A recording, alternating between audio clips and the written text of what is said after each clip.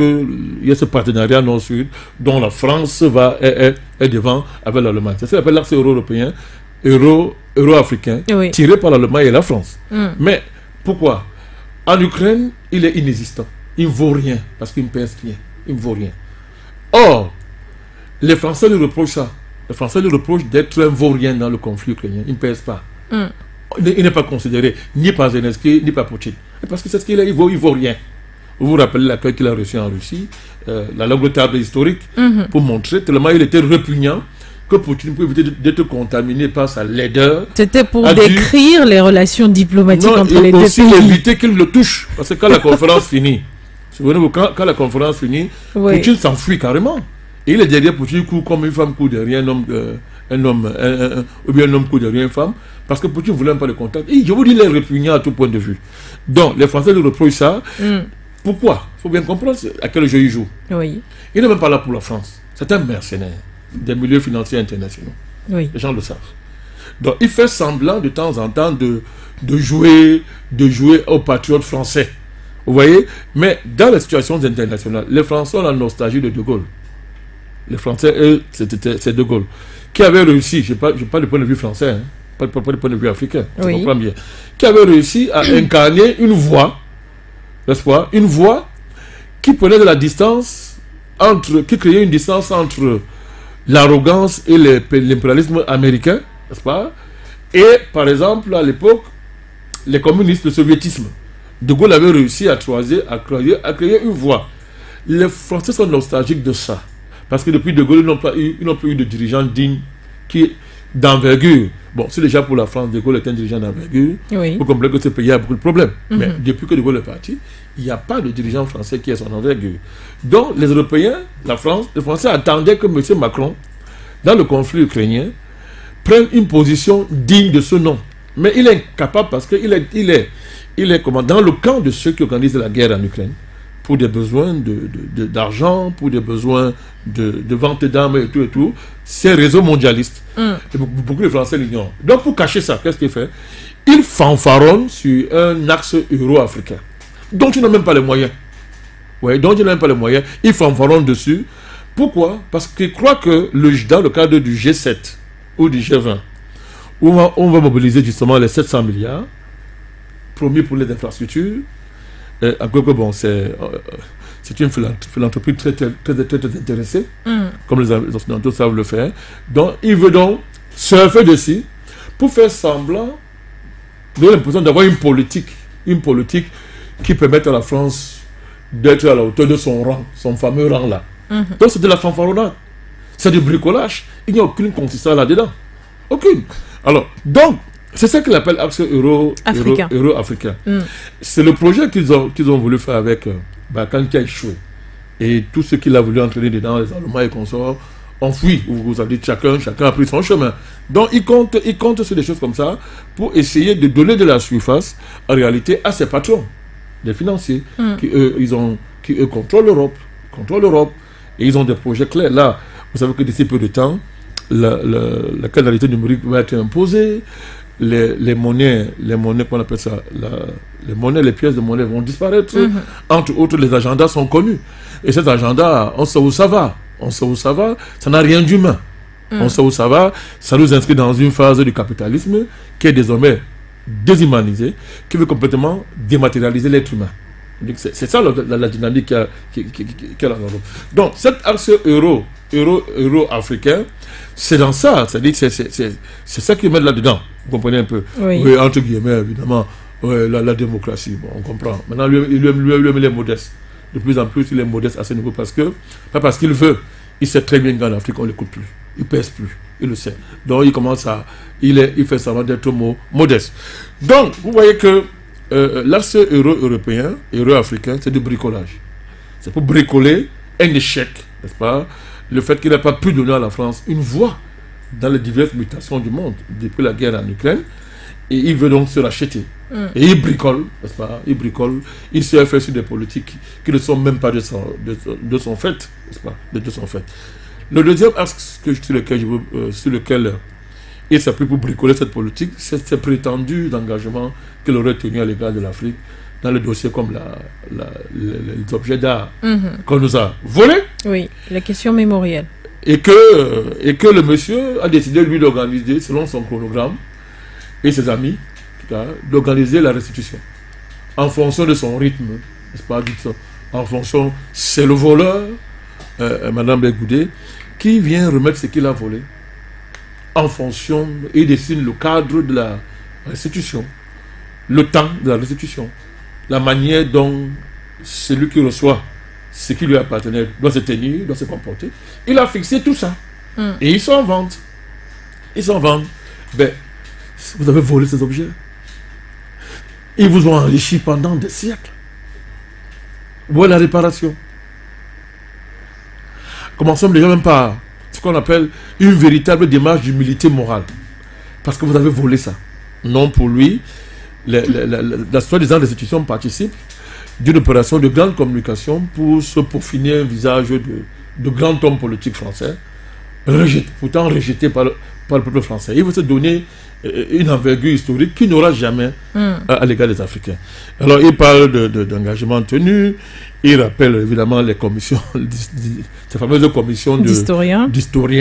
Évidemment, ça fait rire au Cameroun. Bon, c'est déjà un scandale. C'est un scandale pour ceux qui croyaient que quelque chose de bon pouvait venir de ce monsieur et pour les élites africaines en général, les Camerounaises en particulier, qui croient que, donc moi, comme je dis depuis, mais si Macron avait coopté les historiens camerounais dignes de son nom, ils auraient accepté pour produire quoi? Pour produire quoi? Prenez les commissions mémorielles, là, comme les commissions d'historiens qu'il a fait au Rwanda, ça donnait quoi? Mensonge. Mensonge. Des pans entiers de l'affaire ont été occultés, comme d'habitude. Vous allez au Burkina Faso, comme d'habitude, vous voyez, et moi, la famille Sankara s'est complètement désolidarisée de toute cette dynamique-là. Parce qu'une fois de plus, quand il dit tout est fixé par lui, c'est le bourreau qui fixe les conditions de la réécriture et de la relecture de ses crimes. Donc vous avez quand même vu ça où? Voilà des gens comme ça, c'est ça la démarche. Vous voyez. Donc, à tout point de vue, c'est inacceptable. Alors, il vous parle n'est-ce pas, des grands politiques, des grands projets de partenariat dans le sport, dans les arts, la maison des mondes africains à Paris. C'est quand même terrible. La maison des mondes africains. Voilà la géniale trouvaille de M. Mbembe. Et la conséquence des millions d'euros dépensés pour trouver quoi comme idée? Une maison des mondes africains. Vous voyez, tout ça, c'est pour bâtir une clientèle. Dans le cadre de ce que j'appelle un néo-focalisme. Vous connaissez Foucault, les réseaux Foucault. Oui. Alors, néo-focalisme, articulé ce qu'il appelle sur des sujets, soi-disant d'intérêt mondial, le climat. Oui. Alors, il va nous aider. Il va nous aider à sauver la planète. Alors, il va nous aider à sauver la planète. Il est envoyé par la planète pour sauver la planète. Alors, il va nous aider à sauver la planète. Et il y a le financement international, j'ai déjà dit ça. Donc, il est en train d'élargir cette clientèle en activant les émotions. Vous allez voir, tout apporte c'est quoi? Les arts, objets d'art, la musique, le sport, la mémoire historique et ce que j'appelle le démocratisme. Oui, c'est bien pensé, c'est sérieux. C'est l'émotion. Dans la pure tradition de Senghor, Senghor qui a dit que le nègre est émotion et la raison est Hélène. Oui, donc c'est dans ça, c'est dans cette répartition de rôles, dans cette division mondiale, n'est-ce pas, des rôles. Nous sommes confinés aux émotions. C'est-à-dire que nous, la raison, nous ne la connaissons pas. Évidemment, nous n'avons pas de raison géopolitique. On n'a pas de raison géoéconomique. Ça, c'est réservé pour la cérébralité rationnelle du blanc. Donc, M. Macron est un prototype.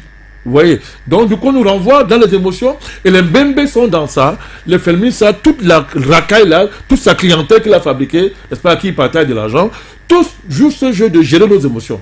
Alors, quand tu fais créer par des start-up, depuis quand on a développé un pays par les start-up?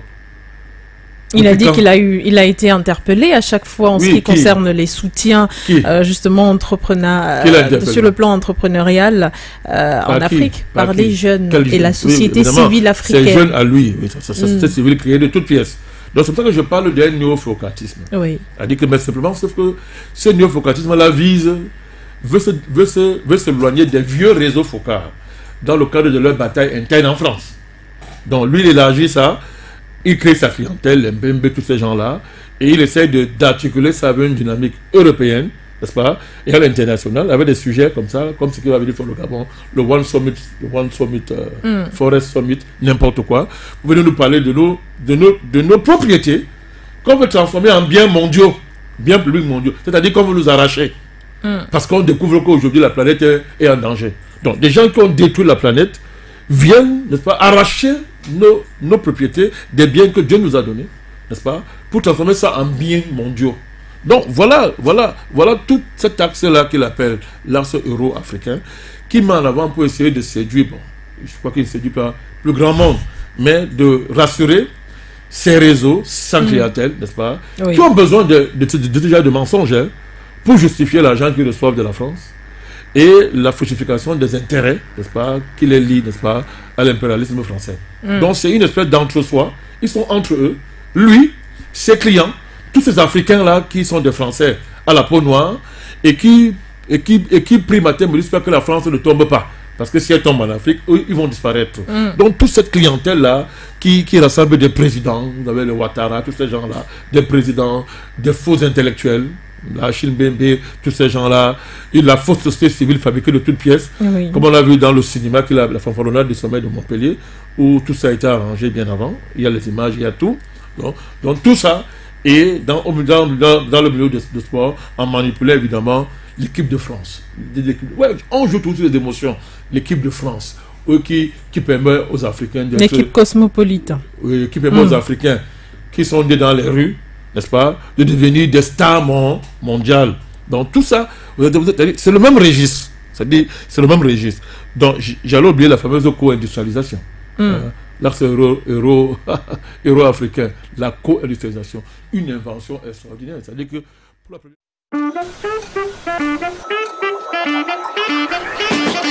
Nous soutenir, c'est contribuer au combat panafricain. Nous soutenir, c'est lutter pour la libération totale de l'Afrique afin de créer un monde nouveau et un meilleur avenir pour notre continent. Nous soutenir, c'est soutenir la presse africaine engagée pour une information fiable, juste, par les Africains et pour les Africains. Rejoignez notre communauté des donateurs qui œuvrent pour un média panafricain libre et surtout fort.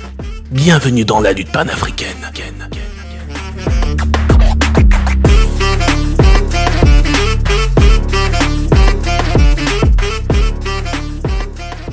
Deux fois dans l'histoire, on va voir deux continents co-industrialisés. C'est-à-dire que c'est comme ça que l'Europe s'est industrialisée. Comme si il n'y a aucun exemple historique qui a procédé comme ça. Co-industrialisation. Non, je vous ai dit, c'est essayer de reconquérir en Afrique ce qu'ils ont perdu dans leur continent. Parce que les Américains ont tout pris à la faveur de la crise ukrainienne. Ils ont tout pris. N'est-ce pas? Ce sont des vassaux, comme l'appelle Poutine. Ils sont même moins que ça. Ce sont des paillassons des États-Unis, ce sont des femmes de ménage des Américains. On a compris. Pour essayer de retrouver un peu un ancrage, il faut venir nous raconter des histoires. Président Bondakani, dans son discours, le président Emmanuel Macron a donné l'impression à plus d'un que c'était une sorte de mea culpa. Un peu trop tardif peut-être. Alors celui-ci déclare que l'Afrique maintenant est une terre de compétition. Une terre de compétition signifierait peut-être que celui-ci s'est tout simplement rendu compte qu'il a un peu perdu, non pas seulement la bataille, mais la guerre tout entière sur le territoire africain, a du mal à se positionner et se cramponne aujourd'hui vers quelques pays. On cite donc le Gabon, la République démocratique du Congo et le Congo-Brazzaville. Des pays, la Côte d'Ivoire, et puis on citera également le Sénégal, mais ces pays-là ne sont pas comptés dans sa visite qui aura lieu dans quelques heures seulement. Lorsqu'il déclare cela, il dit aussi nous devons nous battre, car nos concurrents prennent des positions parce qu'ils prennent les partenaires africains au sérieux. Ce qui veut dire que la France n'a jamais pris au sérieux les partenaires africains, n'a jamais considéré les pays africains comme des partenaires. Non, il ne faut jamais se fier aux postures de Macron. Ce sont des postures... Il n'a pas d'âme. Il ne faut pas se fier. C'est des postures. Mais ce qui est vrai, c'est qu'il y a un rapport de force sur le terrain qui s'est imposé à lui. Là, c'est clair, il n'a pas le choix. Et ça va aller grandissant. Parce que d'autres crises se préparent. Au Niger, la situation au Niger est très instable. Et les pays où ils croient même être bien ancrés, c'est pas ça. C'est pas ça. Donc, prenons un élément pour que j'en comprenne qui raconte des histoires. Oui, alors. Voilà un monsieur qui revendique 17 déplacements effectués dans 21 pays africains depuis qu'il est là. N'est-ce pas? Oui. Quel est le bilan? Écoutez, quel est le bilan? C'est-à-dire, faisons le bilan des déplacements précédents et les engagements qu'il a pris. Quand lui-même fait le bilan, qu'est-ce qu'il vous dit? Il te dit comment est-ce qu'il a remis 2 ou 3 objets au Bénin. Il y a eu la commission de contentieux historiques au Rwanda, et maintenant il vient de créer avec le Cameroun. Voilà lui-même son bilan. C'est lui-même qui donne. Hein. Et il déclare avoir toujours été à la hauteur de ses promesses. Oui, je sais de les citer. Vous êtes devant vous. Donc, il raconte ça. Il dit comment il a... il a été avec les vaccins lors du Covid. Il a fait tellement de choses extraordinaires. Mais il a oublié de dire comment il a lutté contre la faim. Parce qu'on devait mourir à la faveur de la guerre ukrainienne. Parce qu'il n'y a plus de céréales. Il a honte de dire qu'ils ont détourné les céréales. Ils ont détourné... C'est près de 80 navires. Moins d'un navire est venu en Afrique. Parce qu'ils ont détourné tout ça. C'était un don gratuit de la Russie. Voilà des gens qui veulent vous aider. Mais qui détournent les céréales. Pour aller alimenter leur marché. Parce qu'ils n'ont pas. Quelqu'un qui dit au monde entier, vraiment il faut que l'Afrique, on fasse tout pour empêcher la famine en Afrique. Il braille. Mais en fait, c'était un plan, avec Macky Sall son complice, pour aller détourner les navires de céréales, mis gratuitement à disposition de l'Afrique, par quelqu'un de sérieux, le président Poutine. Vous voyez quelqu'un qui un voleur, c'est-à-dire un voleur, un détourneur de navires de céréales.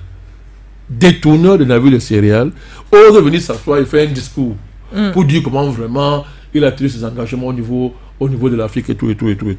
Donc, quel est le bilan de ces 21, de ces 17 déplacements qu'il a fait en Afrique? Allez prendre les discours à chaque déplacement qu'il a fait. Donc, 17 discours qu'il a tenus. Prenez ça, lisez. Vous allez comprendre à qui vous avez affaire. Vous allez comprendre à qui vous avez affaire. Donc, vous voyez que quand lui-même dans son discours, il vous dit que quand il parle de l'Afrique, parce que comme ce discours est tellement contradictoire, il dit que c'est une situation sans précédent dans l'histoire. Les défis africains. Il dit que c'est sans précédent dans l'histoire. Malheureusement, il ne tire pas les conséquences. Donc, il ne tire pas les conséquences de son constat. C'est-à-dire que pour une fois, il faut un constat qui s'est imposé, qui s'impose à lui, parce que sur le terrain, il se rend bien compte que le panafricanisme, nous sommes décidés avec eux. Il dit, ok, l'Afrique, c'est une situation sans précédent dans l'histoire. Il ne dit plus ces bêtises qu'il disait avant. Là. Mais il ne tire pas les conséquences. Parce que s'il avait tiré les conséquences, on dit que, ok, tu as fait un diagnostic. Quelle est la réponse de la France? Je vous ai dit, c'est activer les émotions. C'est les films, ça, c'est la Chine, les maisons des mondes, l'institution des œuvres d'art, les start-up, la co-industrialisation. Ça fait rire. Ça fait rire.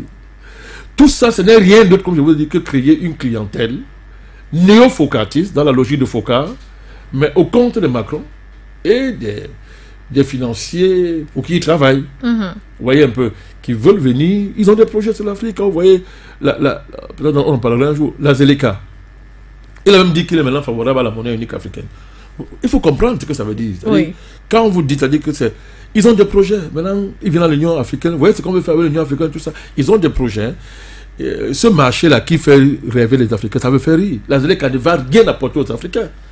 Parce que, comme le marché commun européen est colonisé par les Amériques, mais ils veulent trouver un nouvel endroit pour se déporter ici et faire de la croissance. Il a dit dans son discours. Mais la croissance n'a jamais développé un pays. La croissance n'a jamais développé un pays. Surtout un pays du tiers-monde. Les pays du tiers-monde ont besoin du développement.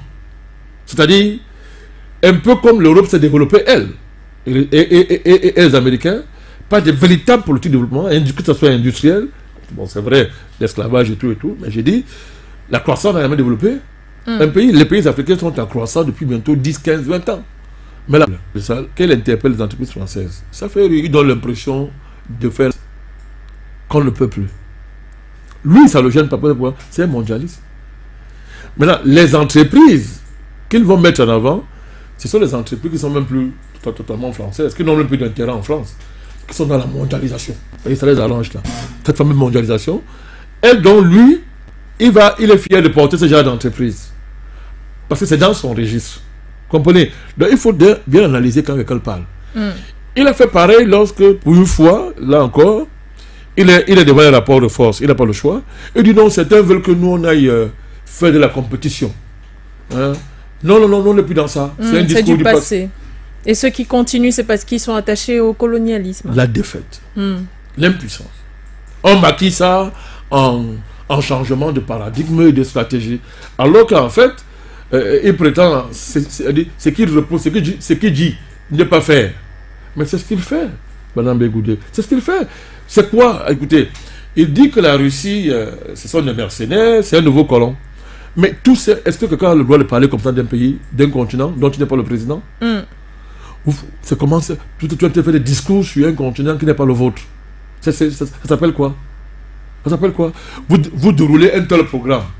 Vous ne voulez discuter avec aucun pays africain, aucun dirigeant africain. D'ailleurs, vous ne voulez plus voir les présidents parce que la plupart ne vous considèrent plus. Vous préférez être avec la société civile, des LGBT, non, il faut bien dire, des LGBT, les débauchés, tous ces gens-là. Vous êtes très à l'aise avec eux parce que, bon, ok, il y en a qui rêvent de marcher avec un président français, comme la Chine Bembe, d'entrer dans l'avion avec un président français, comme la Chine Bembe. Voilà vos interlocuteurs. Oui. Vous voyez, bon, tout ça c'est quoi?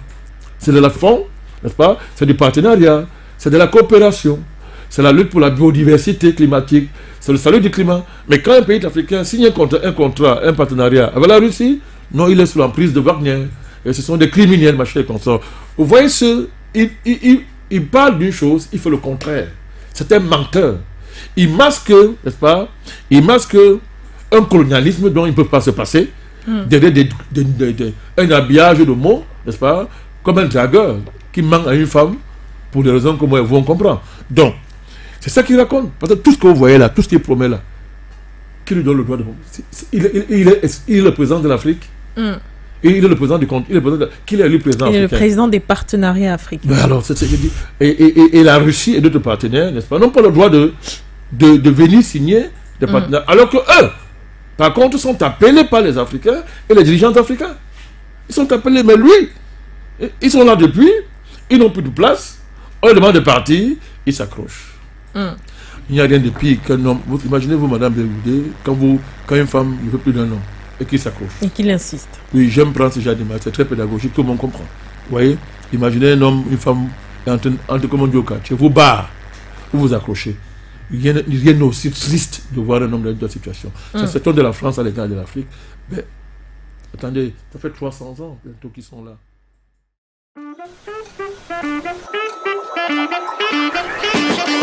Nous soutenir, c'est contribuer au combat panafricain. Nous soutenir, c'est lutter pour la libération totale de l'Afrique afin de créer un monde nouveau et un meilleur avenir pour notre continent. Nous soutenir, c'est soutenir la presse africaine engagée pour une information fiable, juste, par les Africains et pour les Africains. Rejoignez notre communauté des donateurs qui œuvrent pour un média panafricain libre et surtout fort. Bienvenue dans la lutte panafricaine.